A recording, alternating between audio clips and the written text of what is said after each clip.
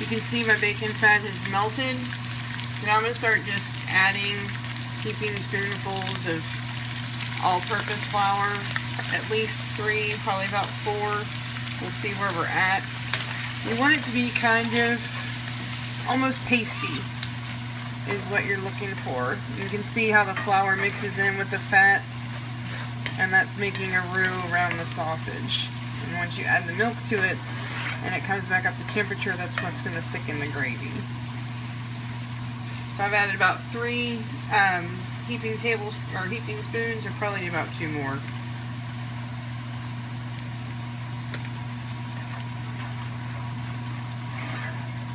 And I did add an additional spoonful to this. You can kind of see what you're looking for. I don't have a whole lot of volume in this particular skillet, so I don't really want to make it any thicker than that. So at this point I'm going to add milk. In our house we use lactate milk. And I'm going to switch out to my whisk. You can use, I've used lactate milk for this, I have used whole milk, I have used skim milk. You can make sausage gravy out of just about anything that you want. Just as you're adding your milk, you just want to stir it. It's going to look separated. The fat's going to look like it's on the top, and you can see it's thickening already. As it comes up to temperature, it gets thicker. And you just keep thinning it out with milk until you get the consistency that you want. I like my gravy on the thick side. But again, a lot of this when it comes to gravy it's really just your personal preference. If you like thin gravy, if you like it more gravy as opposed to sausage, use less sausage. It's a matter of what you want, but it's really an easy thing to do. And you can see each time as the milk comes up to temperature, as the milk gets hotter and it gets to that boiling stage, that roux, that flour and that fat thickens it and turns it to gravy.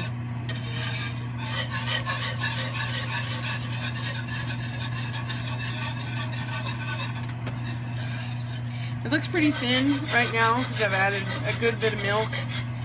But again, as all that continues to heat up and simmers, it's going to continue to thicken. And when you're doing this, I pretty much will stir this constantly just to keep it incorporated. If you start to notice that the fat is separating from the milk, just make sure that you start stirring it up again. Eventually it's going to all come together and it's not going to separate on you at all. About halfway through, time to twist the biscuits around in your oven. You're getting some good rise. Look lovely. As you can see, my gravy is boiling very happily. I'm going to turn it down to a very low setting and just let it simmer because we still have about 7 minutes or so left on our biscuits. So as it simmers, it's probably going to continue to thicken. If it gets too thick for you, just thin it out with a little bit of milk. The important thing is, though, if I'm remembering my terms correctly, is something called nappe. And nappe means like to coat a spoon. This is anytime you're making a sauce, gravy, anything like that. You can tell that you got the right amount of thickness. You can see that the spoon is coated. Just take your finger. It stays separated on each side. You've reached the consistency that you want. Important step in the biscuit making is having some butter getting ready to melt up. We like to brush melted butter on them whenever they come out to keep them soft. I've also tasted my gravy. I'm going to salt this pretty liberally. Some people like a lot of pepper in their gravy. Some people don't.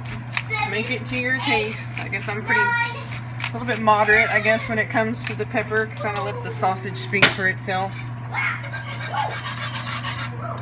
And just stir it around and incorporate your seasoning and keep tasting it as you go. Make sure that you've reached the desired seasoning that you're looking for. Alright, our gravy is really, really good. You can see it's all together. It's all incorporated. And this is good to go. We've got about 4 minutes left in our biscuits, so we're just going to let it sit here on warm. And got it seasoned the way we want it. And the next thing we're going to do is put it over top of a warm homemade biscuit. Biscuits are done, just come out of the oven. Gonna brush them up real good with the melted butter that I've got. And when they get this good golden brown color, they're good to go.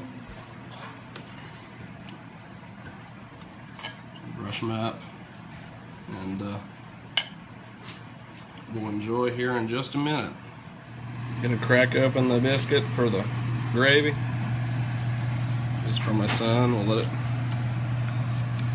get good and steamy and ready for some gravy.